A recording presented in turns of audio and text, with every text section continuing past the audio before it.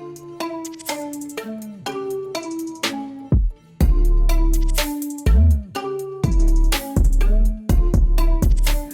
up, everybody? Welcome back to my channel. Today I'm going to be answering the biggest question that I've been asked this entire summer, which is, oh my gosh, you interned for Sephora? Oh my gosh, you interned for Sephora? Yes, I interned with Sephora, and today I'm here to share with you 7 tips that I think have really helped me prepare myself to even, have the access to have such an opportunity. And I think it's really important as a woman of color, especially a Black woman, who, I don't really see that many people who look like me in these kind of spaces. So I really want to share this information and help more people, become aware and be more knowledgeable of how they can level up and get this bag, step it up, get a nice job and work at a great place. So I really give you my best tips, things I don't even tell my friends, I'm gonna share with you today. So make sure you stay tuned, don't miss out, and let's get to it. Okay, so just to provide context, right? This video is not a partnership. This video is not paid for. My only relationship with Sephora is that I interned with them for 3 months, 10 or 8 weeks this summer as a marketing intern. And I got this opportunity through the MADE program, which is a marketing and advertising program, which really helps students in college, have access to such companies. They essentially, for their application, they have an application that's due like around December. I'll put the link description to this program below. And I had to, provide my resume, a recommendation letter. I had to do a video interview where it's like I record myself, answer a couple questions, and then if you make it through the next round, I interviewed with one of the people on the board, and they asked me a couple questions of my career, and then I got the opportunity. Then what they do is they have a whole bunch of partners like L'Oreal, IBM, so many different companies, and they share your profile and with these partners, and then the partnered companies can pick from the pool of students that they have vouched for, essentially that these are qualified, hardworking students who are ready to intern at your company. And then these companies such as Sephora reached out to me, asked me to do an interview, and I did the interview, rocked it, and got the opportunity, and now I'm here, and now I'm gonna tell you my tips and tricks on how to be ready to get the interview. Okay, let's get to it. So first things first, the most cliche thing, all right? But it's so crucial, which is it's time to network, okay? When I say network, think of it more as making industry friends. I've learned that every time I feel like I'm in a very formal setting, very serious setting, I'm not there, I'm terrible. So when I had to reconstruct the way I viewed networking as, okay, I'm just making more friends, but these friends are more targeted in a space that I want to be in. So, but the more I keep looking at it as like a transactional thing, I end up not being able to communicate with them casually, genuinely, in like a real way. So I had to kind of do that. So I think it's really helpful if it helps you. Think of it as I'm going to make more friends in certain spaces and not, a transactional thing, if that helps. And when I say that, like, for example, I put myself out there, I joined this club at my school, I go to UNC, called the UNC Ad Club, all right? I was like, why not? I like advertising, let me just join it, I don't know I'm gonna get out of it. And then they had some trip that goes to New York where they visit agencies. I was like, sure, why not? I'll just apply, okay? So I applied to this, trip. I got the trip, I won the trip, and I remember we went to go view like 9 agencies and learning about what they did in New York City, like Facebook, Instagram, Wyden and Kendi, huge, so many really cool places. And they talked about what they did, and just passively, one of the students that I went on the trip with, were just talking about stuff, and she just passively, casually mentioned, oh, there's this program called the MADE program. You should definitely apply. Blah, blah, blah. It's really cool. People get really cool internships, and that was it. Had I not joined the group, had I not applied for the trip, had I not just socialized with people I'm on the trip on, I would not have gotten this opportunity. So it's purely just put yourself in the right spaces and just socialize. You really have to force yourself to really get to know others and not stay stuck in your own world, being nervous. It's a constant thing of just putting yourself out there. So put yourself out there, okay? 2, okay? I think this is more important, okay? If you don't do anything, you need to do this, especially now because of COVID. My next tip is, it's so important to prioritize your digital portfolio, okay? I have had to beg every single person that's so close to me to create a LinkedIn. LinkedIn is amazing, all right? It's really, really important, especially now. Because for example, like I know, working like even on the corporate side, the first thing people are looking at when you apply to a job where they just want to know who you are professionally, they say, oh, let me check them on LinkedIn. Let me Google this person on LinkedIn. Let me oh, who's this person? Let me check on LinkedIn. Like, if you don't have a strong LinkedIn presence or a strong profile, you're gonna go with the masses. Like, you need to stand out. It's really important that if you're someone who wants to be in the advertising and PR world, you have to first learn how to brand yourself. Because once you can master branding yourself, the better you're gonna be at helping companies brand themselves to their consumers and their target audience. So they're gonna find it more believable and find you more credible in your work. Because if you can convince someone to buy into you, you can convince who they want to buy their products to buy into them, all right? It's really psychological. But it's really, like I said, it's really important to just build your LinkedIn. Make it reflect your skills, make it reflect yourself, your personality, and just, really put yourself out there. It's all about selling yourself. So I'll also put my LinkedIn below if you need like a reference point on like an example profile, it would be my LinkedIn. Also, don't quote me, but I really feel like prioritizing your LinkedIn over your website is better, because like I said, people are checking LinkedIn first before they type in your name, .com, And I also believe that LinkedIn has a stronger SEO, which is search engine optimization. So if you have a good profile in there, like I don't know, it's gonna be easier to find you, and all you want to do is be top of mind and be easy to access. So if you're hard to find and it's hard for people to know who you are, the harder it is for you to get a job. Especially now that we're not going to be meeting people in person. It's important that you have a strong digital footprint, all right? So work on it, okay? You need to work on that. Like, I swear, if you do nothing, you need to do that. Work on your LinkedIn, okay? So next tip is that I would say it's really important to take portfolio building classes. Like when I say that, for example, at UNC, I took this class called Fashion Mash, and essentially we do these like really big projects. The teacher's amazing. She like partners with like different people. Every single year they've had some huge client. They've had Gucci, they've had Cartier, and my year we had Puma, all right? And essentially like Puma came, they gave us like a creative brief. We did a project. We took it from ideation to execution, and we did a whole campaign from scratch. We did the research, we found the insights, we built a strategy, and we built the experiential experience ourselves. It was an experiential marketing class, and a two-part class. First part was our experiential marketing, second part was product design.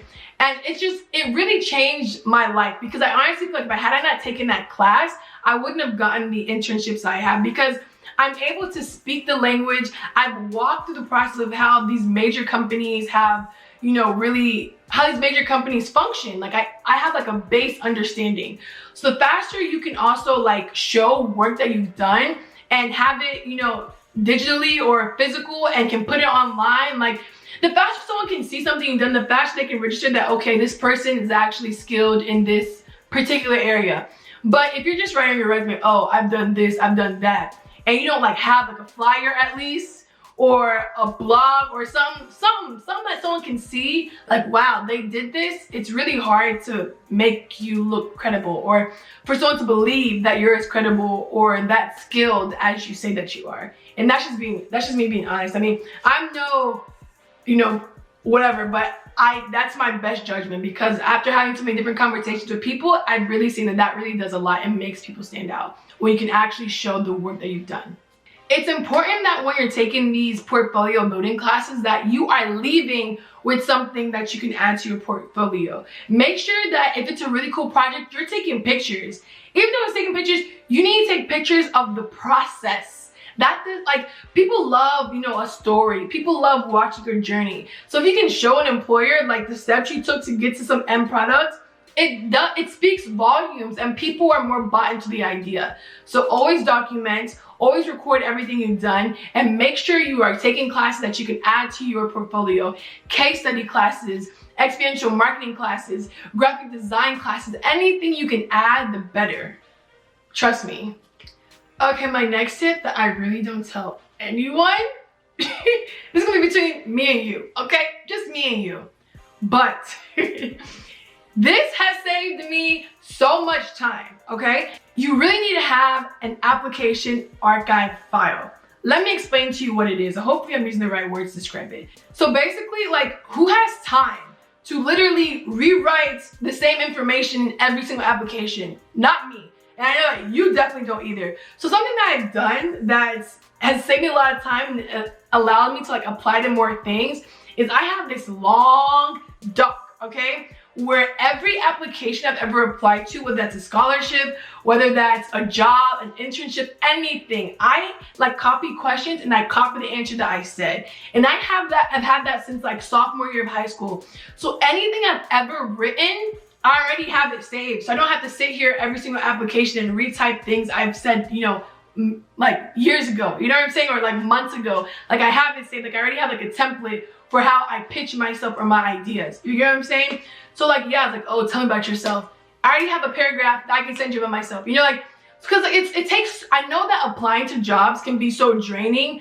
So the easier you can make it on yourself, the better. And honestly, you need to apply to many places. So if you're like, oh, I don't want to apply because so much work, like just have this big old file. I use a Google Doc. And I just like store everything, all my bios, all of my, you know, all these different questions that people ask me, and I wrote some really nice answers. I saved it. So just keep everything so you don't have to do extra work and keep starting over. It's so stressful. You don't have time. I don't have time. We're busy. We have things to do, and we have things to do, things to see. You know what I'm saying? Like just make it easier on yourself and just have a big old place that you save everything. That has helped me tremendously with applying to different places. I've applied to over 30.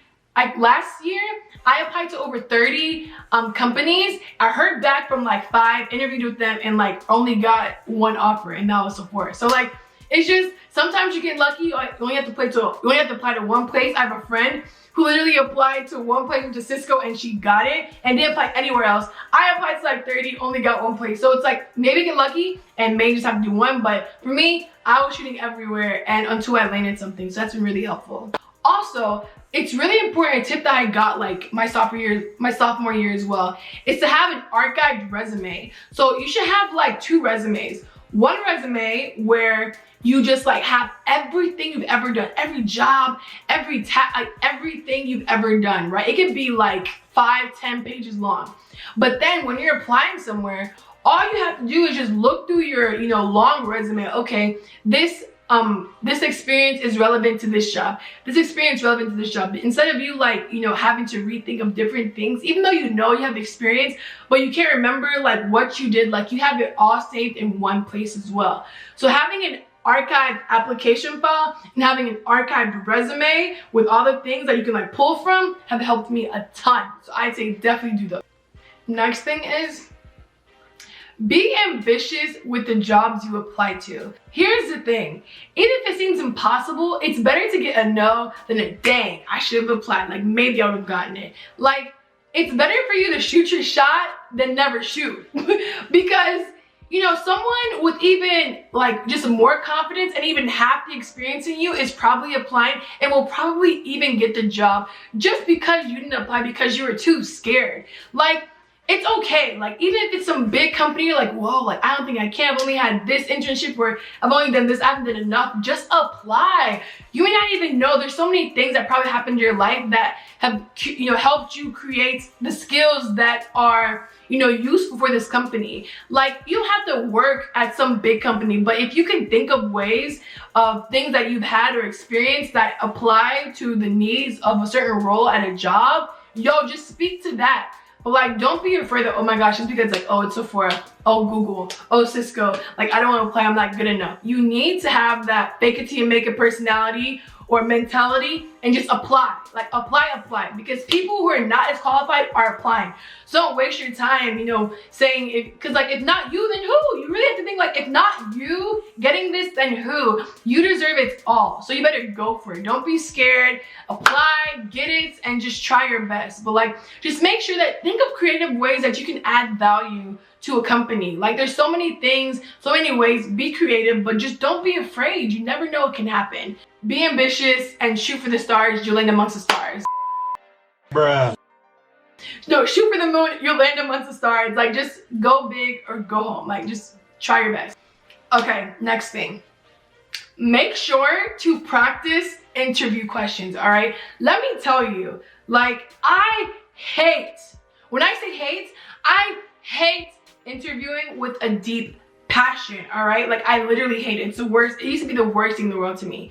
But I was like, yo, before I do, I really need to get better at it. And I've learned something about myself. It's like, I can talk. Like if I'm chilling, if I'm comfortable, I can talk. When I'm in a formal setting, I get super nervous. I'm like, oh, I choke like I'm some boy who's like trying to talk to a girl who he's too scared and has a crush on. Like I just can't do it. I just stutter like crazy and I can't speak. But I found it helpful to just go through like Google like practice interview questions. Like I Googled like about 30 questions I thought were really good, and then I like wrote down like, you know, experiences I could like use to like have as talking points to answer them. And then literally I had my brother ask me these questions because I'm like, okay, who am I not scared to like, you know, talk profession to? I'm like, I can ask my brother.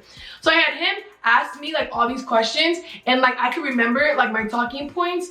And like it really helped me. And like, and something is always end a question with a positive ending.